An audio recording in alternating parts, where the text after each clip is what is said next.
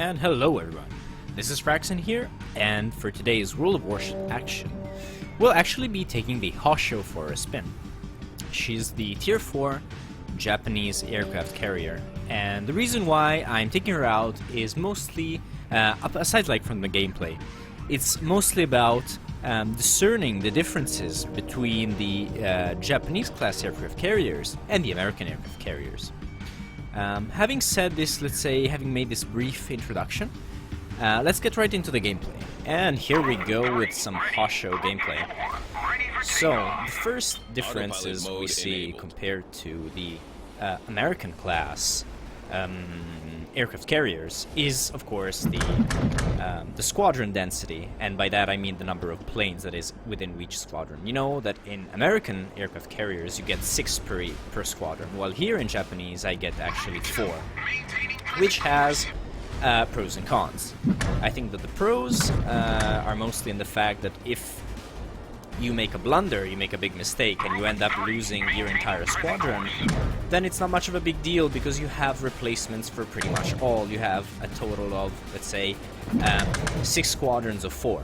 So from that point of view, you're kind of protected, can we say, in a certain fact, from making silly mistakes. On the other hand, you're going to really risk, first of all, engagements with your fighters, because you'll always be engaging in numerical inferiority, and apart from, let's say, extreme RNG cases, you will really risk being outmaneuvered and basically outgunned. As you can see in this case, you see I'm getting chased by what I presume to be Langley fighters, so I'll have to fight with the aid of definitely of my allied anti-aircraft.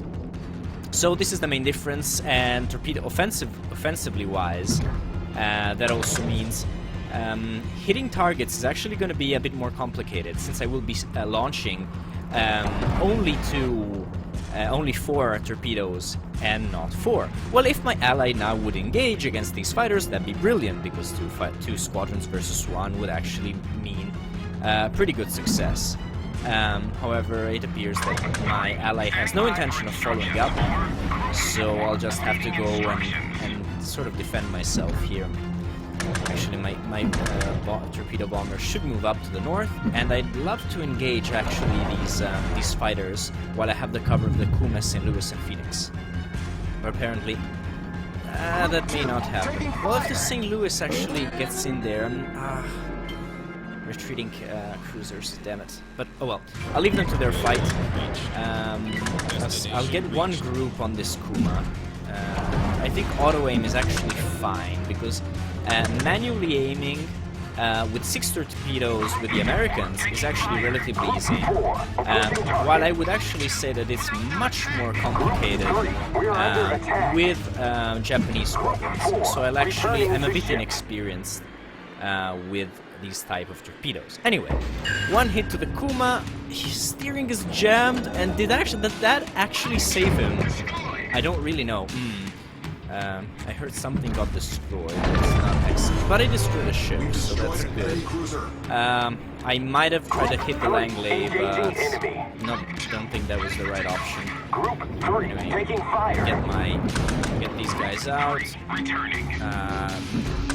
My third group will have to make its escape this way. 1 hit. No, 2 hits. Okay, that's good. So I was trying to escape from the enemy planes. So all in all, I think some decent hits. Oh, and another thing that's very important to carrier players is actually your movement speed. I always encourage carrier players, you are not a sitting duck. You need to move around the map and follow your allies. Of course, you need to both be close and far away. It's not, well, I mean, it's easier said than done. What it means is that you have to stick with your allies, but without moving so far ahead that you actually get in range of enemy cruisers or battleships. So the excellent thing of this Hosho is that it actually gets to move at a maximum speed of 25 knots, which is actually very impressive, considering I think the Langley lumbers about at barely 19 or 20 knots. So there's definitely additional speed. As you can see now, I'm getting to full. I think Full is going to be maybe 26 knots. I think it gradually accelerates a tiny bit. Anyway, my torpedo bombers are again on the loose, but this time I will be engaging my fighters against the enemy torpedo bombers. And I will be sending my torpedo bombers once again to the north. I think that, quite frankly, sinking the enemy aircraft carrier is, I would say, negligible to some extent. Just because the Langley is so poorly armed, it only has one squadron in terms of torpedo bombers and only one squadron of fighters, so I'm not overly concerned by that. However, I don't even want to be sending my torpedo bombers into the jaws of the attacking airplanes, enemy aircraft. Here I think I will actually retreat, and just because I want to go and engage these fighters while they're engaging my ally. So what is there to hit? Okay, New York is definitely the priority target. Although I will differentiate and try to hit two separate targets to create maximum havoc. Oh come on, ally! You gotta support me when I'm fighting fighters. It's pointless. It doesn't matter. Like fighting, trying to fight, retreating. Bombers that are already unloaded isn't such a great maneuver in my opinion. And here I'd like to try and hit. That's tough. Both the New York and both the enemy aircraft carriers. Whoa, nearly got that one wrong. Well, actually, maybe it's actually smarter to use my torpedo bombers here. Oh, damn it! I have to be really fast here. Oh, never mind. I'll just go for auto attack, and that'll have to do. Group 4, approaching target. Group 3, returning to ship. Okay. That's good. I was afraid I did not launch the knife. Returning. And Group 2, we're under attack. no, actually, I'm going to use my. Okay, what did I hit? Okay, New York acted as a shield, eating 3 torpedoes. I'll take that. If the enemy, I'm not engaging here. You may be wondering why. Well, ideally, what I want is the enemy fighters to start hitting my bombers, and at that point I start engaging. Because what happens... Oh, never mind, he hadn't really engaged. But I'm willing to sacrifice my fighters to save my torpedo bombers. I think at this point in the game, it doesn't really matter that much. I will be moving up. Oh, that Isokaze is going to create problems to this Congo. And there's, quite frankly, oh no, cut throttle on the carrier, because the carrier actually has terrific aircraft carrier, so anti-aircraft. And I'm not sure I will win this duel in the sky. I'm not gonna get any friendly air support or anti-aircraft.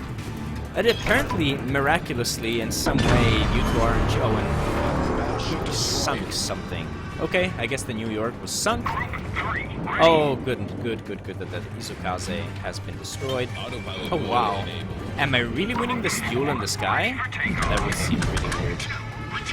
I'm out of ammunition. Well, fair enough. I mean, you can't always get everything, because that's another thing that I think it's very easy to mismanage, is using your ammunition with your fighters. But anyway, I think the battle is going pretty well, and there's pretty much only aircraft carriers left. And yeah, I mean, it just gives you a little taste of what Japanese aircraft carriers are capable of doing. So I think there's a lot of offensive capabilities for sure. Just a shame that, of course, I mean, it makes sense to, of course, I think it's more a matter of how much direct damage you want to do, because probably with one salvo of American torpedo bombers I will do overall more damage. However, I don't have the flexibility of hitting multiple targets, or generally speaking of causing flooding in separate moments, and therefore opening up the enemy ships for wasting their repairs. Oh goodness, my ally really failed there. And nah, I'm gonna use my torpedo bombers on both sides, so that it's pretty much unavailable. Oh, damn it. Okay. Oh, that's that. Too bad for the fighters trying to Group engage 3 me. taking fire. Right. Group 4 engaging enemy. Well, I mean, this is pretty much a one battle, and just like maybe the only weakness of the Japanese is just losing out on the duels. And there we go, aircraft carrier sunk. Actually, my group 3 now has no target, Awaiting instructions. but I highly doubt I'll manage to reach the Langley. Oh, what? Why did he disengage? That makes no sense. Why? Oh well, I'm clueless. But apparently we will actually be making it to the enemy Langley, to the other Langley. And I do think that one fighter just doesn't have the capability to actually burst down my squadron. I've actually tried doing it myself as an American aircraft carrier player, and it just doesn't work. Alright. And also another thing actually with... Group 3. Oh, come on, just ruining my aim at the last possible second. A thing that I've noticed also is that I can't really reduce the cone of my torpedoes when I'm playing with the Japanese. I can manage to bunch them up much better when I'm playing American aircraft carriers, while instead when I'm playing Japanese, sometimes it's a bit of a struggle. Even if I'm doing auto aim, I can't get it nearly as close as I'd like it to. But that's like finesse points, really. It would have made the difference here. Well, actually not, because I was being chased, as you could see. I was being chased by enemy fighters, and when you're chased by enemy fighters, scout planes, and also actually the scout planes of the battleships that are only for sighting long-distance targets, your automatic aim is messed up, and also your manual aim. But anyway, the game is finished. We did manage, I think, to do decently well, reasonably well. 3 ships destroyed, about 10 hits, and let's say destroying 2 squadrons, more or less, of enemy planes. I'll take that. I'm more curious, actually, regardless of the team score, which to me is rather meaningless. Well, we scored good, but that's not important. Actually, well, Minekaze did great, and he deserves a compliment, has played well. Why not? In terms of overall damage, I mean, 20,000 just for flooding is actually pretty good. I'll definitely take that. And 50,000 damage in terms of torpedoes. I mean, sure, there might have been a slight blunder here and there, maybe some auto aims could have been performed better, but overall I think the team was supported adequately. And I hope I did manage to showcase the differences between the American aircraft carriers with the Japanese aircraft carriers. And if there's something I did miss out, please do let me know in the comments, or if you generally prefer one or the other. I'm always very willing to listen to other players' opinions. Having said that, if you enjoyed the video, please like and subscribe if you want to see even more. So, having said that, Fraczon over and out.